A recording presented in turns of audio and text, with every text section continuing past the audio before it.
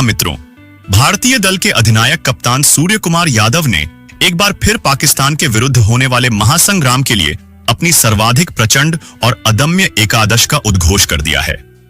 इस बार भारतीय टीम में 2 से 3 अत्यंत महत्वपूर्ण परिवर्तन किए गए हैं और यह परिवर्तन पाकिस्तान के लिए किसी प्रलयंकारी तूफान से कम नहीं सिद्ध होंगे।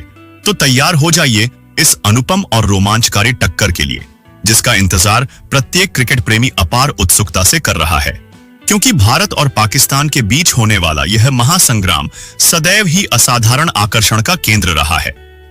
इस बार भारतीय एकादश ऐसी शक्ति लेकर मैदान में अवतरित होगी जो प्रवेश करते ही विपक्षी दल की जड़ों को हिला डालेगी। हमारे शूरवीर बल्लेबाज प्रारंभिक शक्ति प्रदर्शन, पावर प्ले से ही चौकों छक्कों की झड़ी लगाकर आकाश गूंजा देंगे।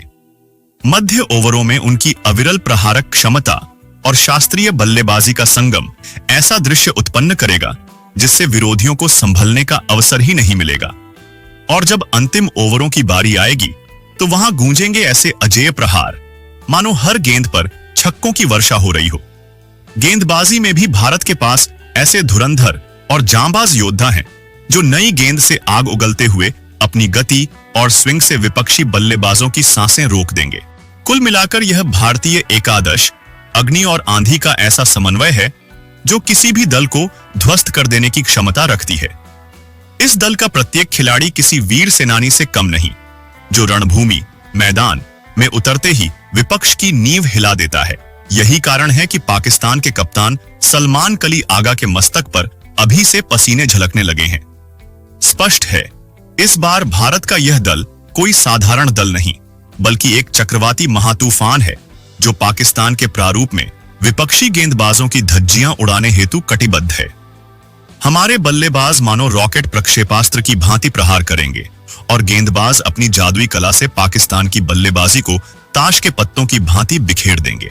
और जब बात आएगी ऑलराउंडर खिलाड़ियों की, तो ये रणभूमि पर बल्ले से चौके छक्के जड़ते हुए और गेंद से विकेट उखाड़ते हुए विपक्ष को चारों ओर से घेरे रहेंगे। अब सबसे बड़ा प्रश्न यही है कि भारत और पाकिस्तान का यह महासंग्राम कब, कहां और किस समय खेला जाएगा। भारतीय दल की इस प्रचंड एकादश में कौन कौन से वीर खिलाड़ी सम्मिलित होंगे, यह सब हम आपको आगे अवश्य बताएंगे। उससे पहले अगर आप हमारा चैनल पर नए हैं तो हमारा चैनल को जरूर सब्सक्राइब कर दिया, ताकि आपको इस तरह की अपडेट सबसे पहले मिलती रहे। और अगर आपने वीडियो को लाइक न किया हो तो लाइक जरूर कर दें।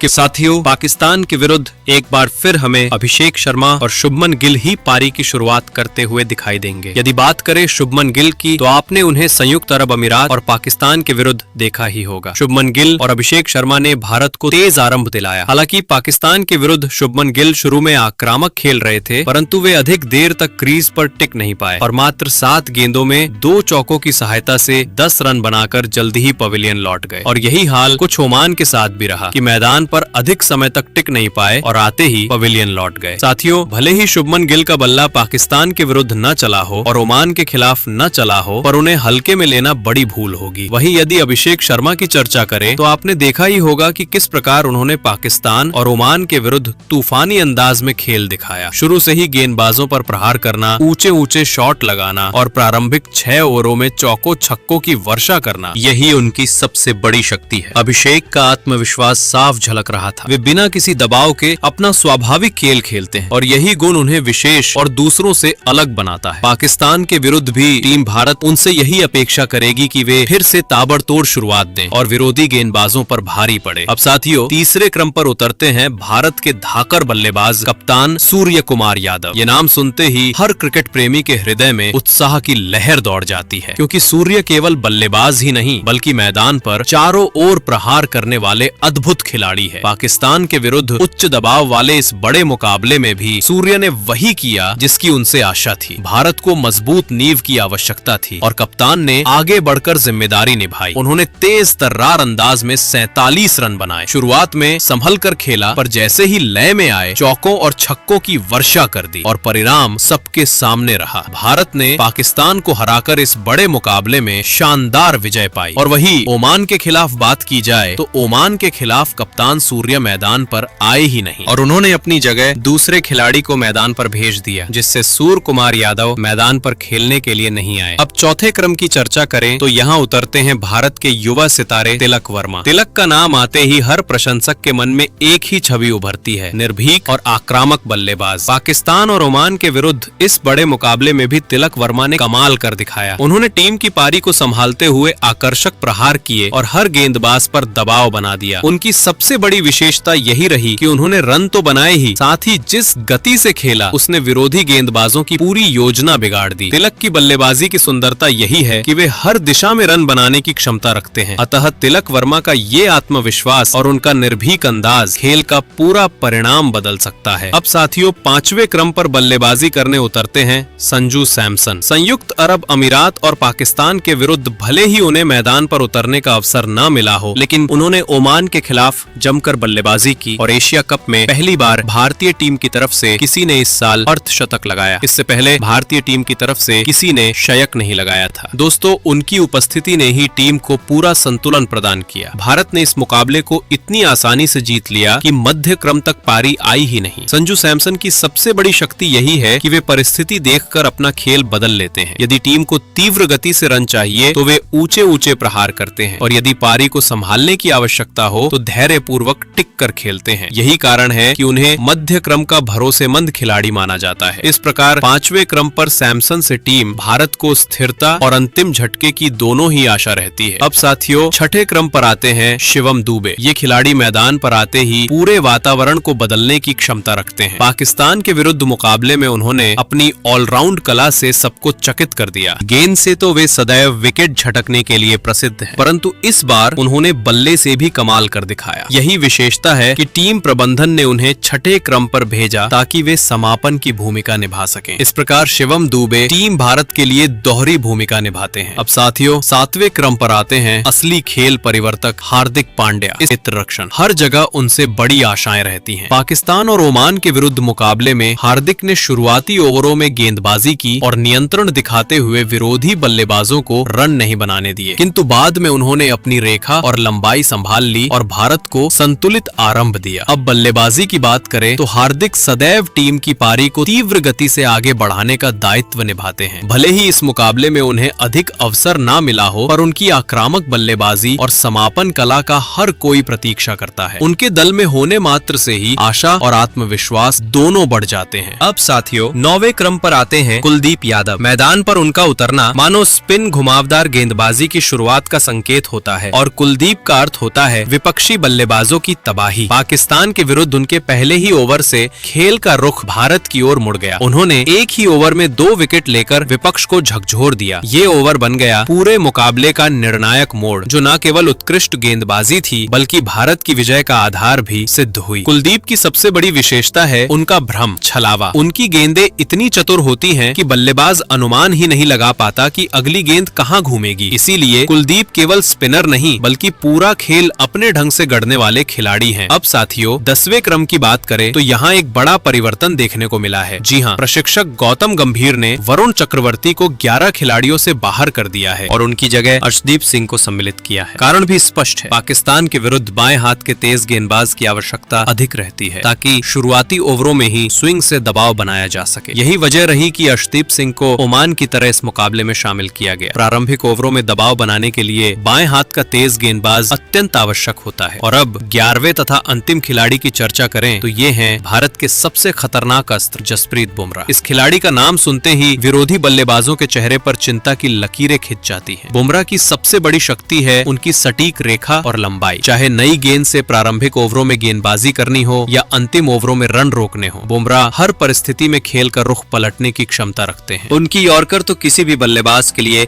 दुस्वप्न से कम नहीं। पाकिस्तान का शीर्ष क्रम यदि प्रारंभिक ओवरों में टिक भी गया तो बुमराह अंतिम ओवरों में उनकी सारी योजना तहस नहस करने के लिए तैयार रहते हैं। तो दोस्तों, यही हमारी भारतीय टीम का स्क्वाड है जो पाकिस्तान के खिलाफ खेलने